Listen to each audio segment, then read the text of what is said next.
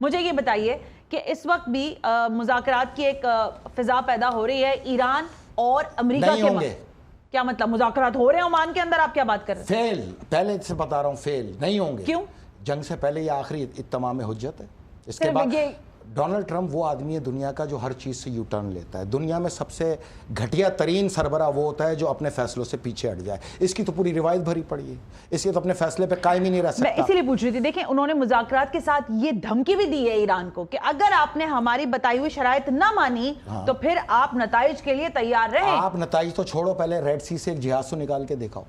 میں تو آپ سے ہر پروگرام میں یہ دعویٰ کرتا ہوں، اتنا اس سے بڑا ان کے منہ پہ تماچا کیا ہوگا کہ ان کے 3 بحری بیڑے جس پہ انڈیا چیخ چیخ کے کہتا تھا ان بحری بیڑوں سے کون مقابلہ کرے گا. دیکھو ایسے بھاگے جیسے لومڑی بھاگتی ہے، پٹ پٹ کے بھاگے. ان میں ہمت ہی نہیں ہے. یہ کالے انگریز جو پاکستان میں جو کالے انگریز ہیں نا، انگریزوں کا خون جو آج تک چل رہا ہے 200 سال کا، یہ وہی امریکہ کرتے پھر رہے ہیں. ورنہ امریکہ ختم ہو چکا، مانو میری بات، تباہ ہو چکا ہے امریکہ. آپ کو ہر آئے ہوئے دن کے ساتھ اس کی تباہی نظر آئے گی. میں ابھی آپ سے پوچھ رہتی ہوں نا وہ تباہی بھی، لیکن مجھے صرف یہ بتائیں کہ یہ ایران امریکی مذاکرات آپ کہہ رہے ہیں ناکام ہو جائیں گے، فیل. اور اس کے بعد جو فوجی کارروائیوں کی امریکہ کی دھمکی ہے وہ اس کا کیا ہوگا؟ اس دھمکی کا جواب میں دیتا ہوں آپ کو. آج سے 6 مہینے پہلے ایک پروگرام میں نے بتایا تھا کہ 12,000 کلومیٹر کے بین البر اعظم میزائل ایران بنا چکا ہے، جو یمن کے اندر پوسٹڈ ہے، جو یمن میں موجود ہیں. جس دن یہ آئے نا، پہلی بار واشنگٹن اور نیو یارک کو پتہ چلے گا کہ میزائل گرتے کیسے. سینٹر صاحب یہ فرمائیے گا کہ امریکہ کا جیسے بھی آپ نے کہا ایک تو یو ٹرن والی بات ہے، لیکن اس وقت جو سب سے زیادہ ڈیبیٹ ہو رہا ہے وہ ٹیرف ہو رہا ہے کہ امریکی صدر کی جانب سے جو ٹیرف لگائے گئے، اور بالخصوص جو اس نے چین کے ساتھ ٹیرف کے معاملات کیے ہیں، اس کے بعد چین نے بھی جوابی وار کرتے ہوئے اتنا ہی ٹیرف ان پر عائد کر دیا ہے. اس کو کیا آپ سمجھتے ہیں تجارتی جنگ اگر ہے؟ ہاں یہ تجارتی جنگ ہے. 3 جنگیں ہو گئی ہیں اب، ایک پروپیگنڈا وار، ایک زمینی وار، ایک تجارتی وار. چین کسی اور وار کے اندر موجود نہیں، لیکن تجارتی وار کی کمانڈ چائنا کے پاس ہے.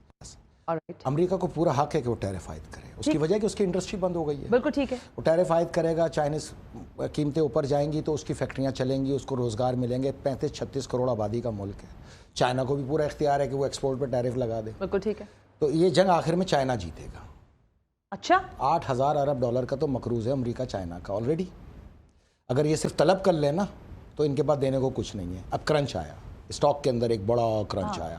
اچھا یاد ہے آپ کو کہ میں نے دیکھیں 2010 میں تو یہ کہنا ایک لطیفہ تھا کہ 2023 کے بعد ڈالر نالیوں میں بہے گا. لوگوں نے بڑا مذاق اڑایا، لیکن اب تو وہ حالات آ گئے. 23 تک تو تھا ڈالر کھڑا ہوا، اس کے بعد تو نہیں ہے. اب تو نیچے کی طرف سفر ہے. میں نے آپ کو آج سے 2 پروگرام پہلے یہ کہا تھا کہ ڈونلڈ ٹرمپ ان کی تمام دولت کو ہڑپ کرنے کا پروگرام بنا چکا ہے، $20,000 بلین کو. تو 10,000 تقریباً $8,780 ارب تو وہ ابھی نکل گیا. بھائی اس کے اسٹاک کے پیچھے کوئی تو ہے نا، نفع ہو یا نقصان ہو، کوئی ہے ایک طاقت جو اس کو چلا رہی ہے. وہ ہے روٹ چائلڈ، اور یہ ہے اس کا فرما بردار بیٹا. تو یہ اس کو اچھا اس کے علاوہ $20,000 ٹریلین کے ایسٹ جمع کرنے کا اس کو ٹاسک ہے. لیتھیم، ٹائٹینیم، اینٹی منی، ساپ سٹون، کرومائٹ، گرینائٹ، یہ چیزیں اس کو اسٹاک کرنے کا. کیونکہ 19 دھاتوں کو، 19 معدنیات کو اسٹاک کرنا ہے جس کی مالیت ہے $20,000 ٹریلین. اس کی مالیت ہے. $20,000 ارب انہوں نے دنیا سے کھینچنے، چاہے انویسٹمنٹ کرائیں چاہے اسٹاک سے کھا جائیں. یہ پہلا جھٹکا تھا. اس کو کہتے ہیں ڈنر سے پہلے سلاد کھانا. یہ جھٹکے ہر مہینے آئیں گے تا وقت کہ لوگ کلاش نہ ہو جائیں، تباہ نہ ہو جائیں. کیونکہ لوگوں کا، حکمرانوں کا، امیروں کا، جائیدادوں کا سب سے بڑا جو آسان کھیل ہے وہ ہے اسٹاک. صحیح، اسٹاک ہی کرتا ہے نا. اچھا میں نے آپ سے کہا تھا کہ 26 نومبر 2026 تک انڈیا کی معیشت کو تباہ و برباد کر دیں گے. ابھی ان کی مارکیٹ آغاز ہو گیا. دیکھیں جی، مکیش امبانی، گوتم اڈانی گروپ. اچھا اڈانی گروپ تو ویسے بھی تباہ ہے، 60% حصص گر گئے. وجہ کیا؟ حیفا اسرائیل کے اندر کی جانے والی جو ان کی انویسٹمنٹ تھی، آج تک ٹرانزیکشن نہ کر سکے. پورٹ بند ہے ان کی بالکل. جو جہاز نکلتا ہے یمن اڑا دیتا ہے. 6 جہاز انڈیا کے غرق کیے ہیں، سارے غرق کرے گا بحرہ ہند میں. یاد رکھنا میری بات یہ آج کی، اور یاد رکھنا اس کے پیچھے پورے پاکستان میں صرف ایک ہی آدمی نکلے گا، FRA فیصل رضا عابدی. تمہیں تباہ و برباد کر کے چھوڑے گا. تم صبر کرو، ایک ہی آدمی سے مقابلہ ہے تمہارا. پاکستانیوں نے کیا کرنا ہے؟ مکیش امبانی، گوتم اڈانی، ٹاٹا گروپ، ساوتری دیوی جندال گروپ، رادھا کشن دامانی گروپ، سنیل متل گروپ، نہیں سنیں، عظیم پریم جی گروپ، یہ صرف 7 خاندان. یہ ٹوٹل نقصان ان کا ہوا $34 ارب کا. कुल मिला के इंडिया का जो नुकसान हुआ 147 अरब डॉलर का। तो अब ये नीचे की तरफ ट्रैवल शुरू हो गया। हर महीने तुम्हें ऐसी ठोक पहुंचेगी। अगर उन्होंने ना पहुंचाई, जो तुम्हारे बाप दादे, तुम्हारे आका हैं, जो तुम्हारे पैसे खा रहे हैं, तो हम तुम्हें पहुंचाएंगे इसी रेड सी के अंदर। तुम्हारी ये जितनी सनत है इसको बर्बाद करके छोड़ देंगे। इतने टुकड़े करेंगे 26 नवंबर 2026 तक तुम्हारी मैशियत के, कि उसके बाद इंडिया टुकड़े टुकड़े टुकड़े टुकड़े होता चला जाएगा। पाकिस्तान की तुम फिक्र नहीं करना।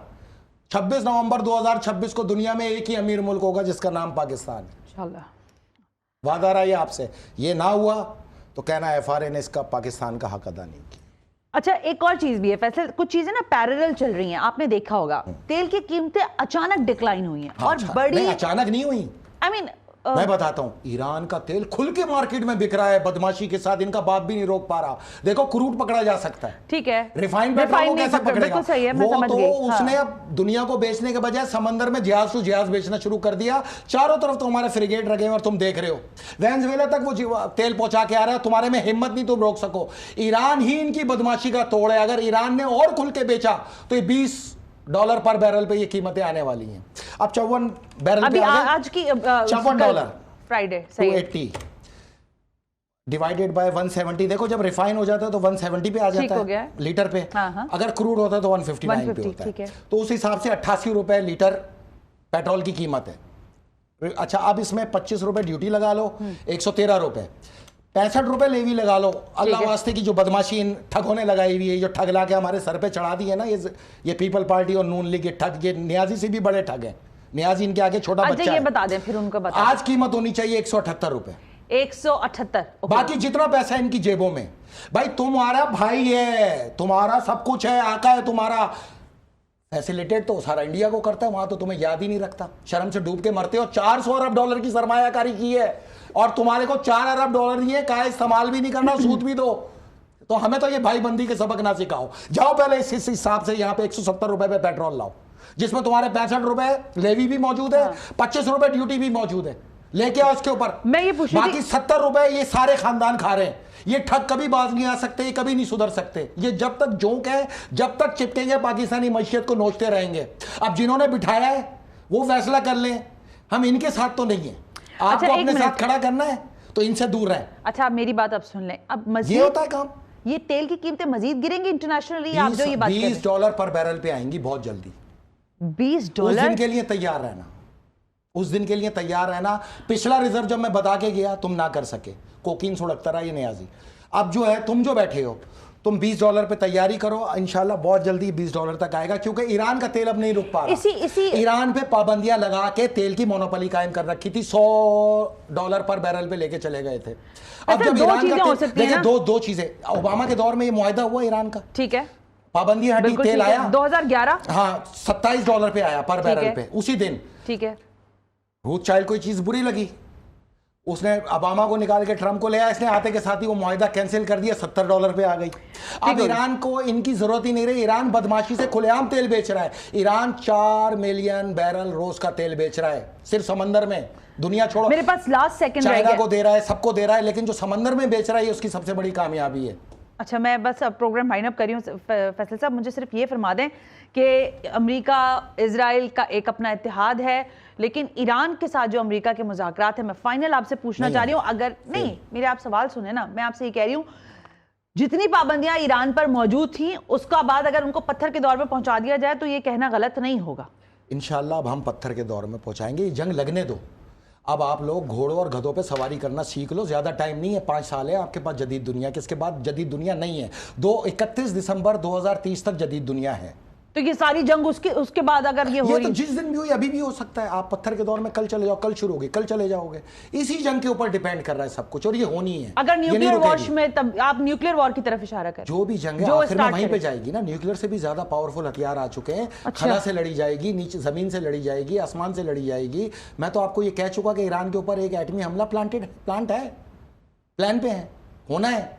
तो जवाब भी आएगा, बस उसके बाद दुनिया खत्म हो जाएगी। फिर आप पत्थर के दौर में आएंगे। आप पत्थर के दौर में 2030 के बाद ट्रैवल करेंगे, चाहे आसमान से अजाब आके गिरे या ईरान से जाके लड़े।